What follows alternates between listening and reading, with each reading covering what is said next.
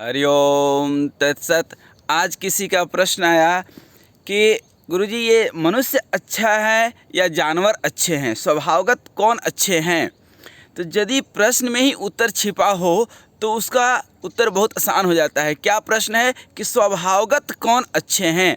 तो निस्संदेह अब ज़रा सा थोड़ा सा इसकी 2 मिनट विवेचना कर लें तो आप देखिए जानवरों में आज भी कम से कम बीमारी नहीं के बराबर बीमारी है, क्योंकि वह अपने मूल स्वभाव से विचलित नहीं हुए हैं और इंसान अपने मूल स्वभाव से बहुत दूर जा चुका है।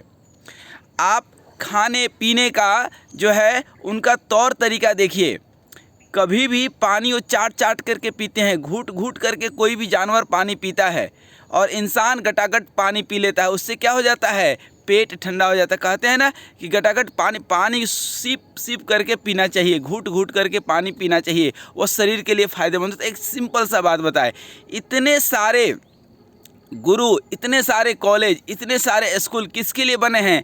इंसानों के लिए बने हैं, जानवरों के लिए नहीं बने हैं। जानवर आज भी अपने मूल स्वभाव में जीवन जीते हैं।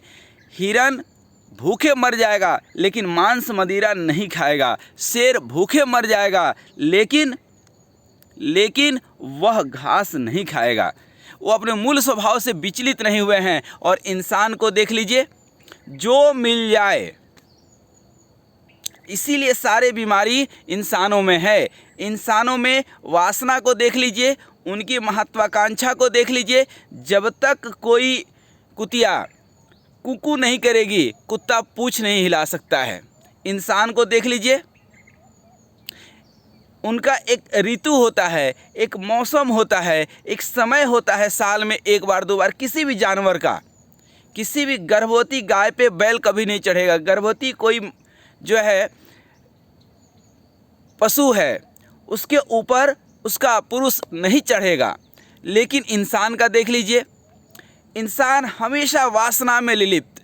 जानवरों को जरा सा देखिए, उनकी कोई कामना नहीं, जिंदगी जी रहे हैं। जब जैसा समय परिस्थिति स्थिति आया उसमें आनंदित है।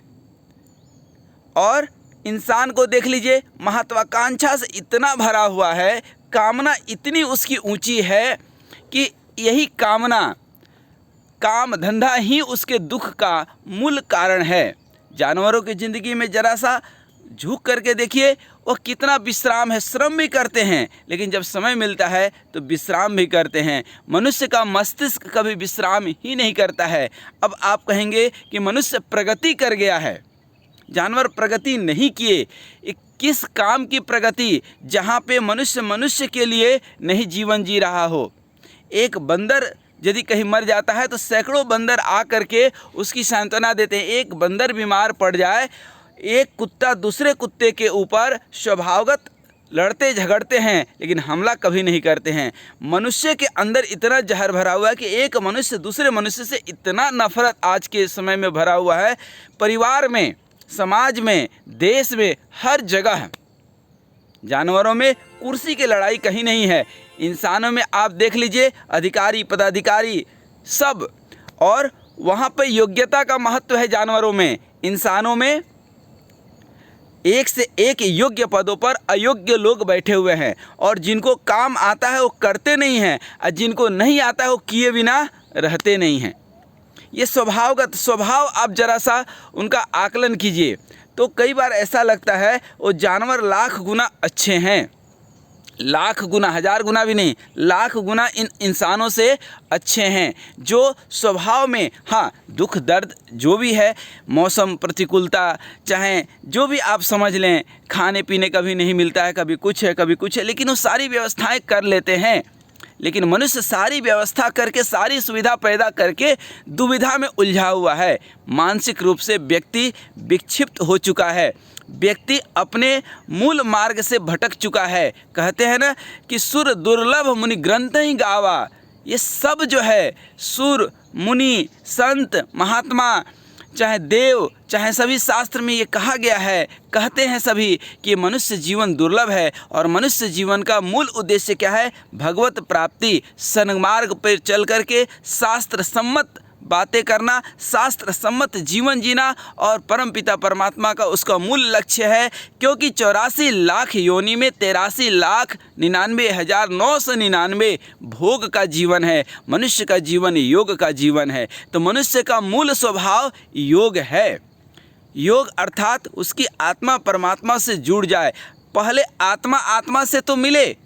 व्यक्ति तो अपने मन का भटकाव रोक नहीं पाता है, फिर मन के ऊपर बुद्धि और बुद्धि के ऊपर अहंकार शून्य हो नहीं पाता है। जब अहंकार शून्य हो तो थोड़ा बहुत आत्मा की झलक मिले और उस आत्मा पर जा करके नाम जप करे, ध्यान करे, समाधि तक पहुँचे, तब उस परम तत्व का अनुभव कर पाए। और उस परम तत्व परमात्मा तो निर्विकार हैं, उनका कोई रूप नहीं है, वो तो भाव से भगवान है। जिस भाव में आप देखेंगे भगवान उसी भाव में दिख जाएंगे। कण कण में कृष्ण दिख जाएंगे, हर भाव में भगवान दिख जाएंगे, हर वासना में उपासना दिख जाएगी, हर चाम में राम दिख जाएंगे। लेकिन प्रयास तो करें, हम पहले आत्मा तक तो पहुँचें। हम तो अपनी बुद्धि की सुनते नहीं हैं, मन की सुनते हैं। अनेक लोग नशा व्यसन करते हुए मिलते हैं, उनको क्या नहीं मालूम है कि ये नशा व्यसन उनका नुकसान करेगा। अपशब्द बोलते हैं, किसी की जो है किसी को अपमानित करते हैं, तो क्या उनकी बुद्धि नहीं कहती है कि ये गलत काम कर रहे हो? कहती है, लेकिन मन बुद्धि के ऊपर हावी है। फिर दिन भर वो घंटी डुलाते रहें कि जो है दुआएं मांगते रहें, चाहे जो भी वो कर लें।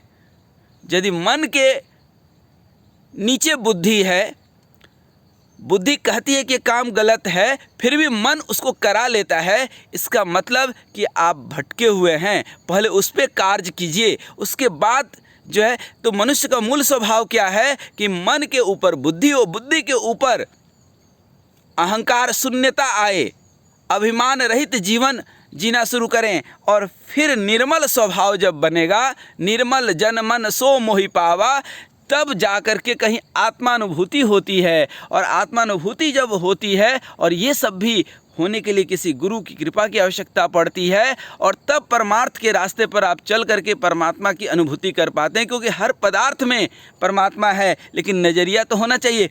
इस हवा में हर जगह जीवाणु विषाणु है, लेकिन देखने के लिए यंत्र होना चाहिए। उसी तरह से गुरु मंत्र होना चाहिए पदार्थ में परमात्मा को देखने के लिए। जिस किसी ने देखा, इसलिए तो पत्थर में भी जो है वो परमात्मा को पूजा करने लगे। पत्थर की विग्रह बना करके उसमें परमात्मा को उन्होंने बसा दिया। क्यों? क्योंकि उसमें उन्होंने देख पाए, उनके अंदर इतनी क्षमता थी। तो स्वभावगत की यदि बात करें तो जानवर मनुष्य से श्रेष्ठ है। यदि मनुष्य भी श्रेष्ठ बनना चाहते हैं तो वो अपना मूल स्वभाव पे आ जाए। और उनका मूल स्वभाव क्या है? उनका मूल स्वभाव है आध्यात्मिकता। संसार बसने के लिए मिला है, फंसने के लिए नहीं मिला है। इसलिए करने योग्य कर्तव्य कर्म करते हुए परिवार में, समाज में जब समय मिलता है, एक घड़ी आध घड़ी आदो में पुनियाद, तुलसी संग साधु की हरे कोटि अपराध। जीवन बुद्धिपूर्वक जीवन जिए, अहंकार शून्यता, अभिमान रहित, और भगवान का भजन करते हुए करने योग्य कर्तव्य कर्म करते रहें। और यही परमार्थ की, यही सन्मार्ग का, यही जो है प्रेम मार्ग के पथिक का पहचान है।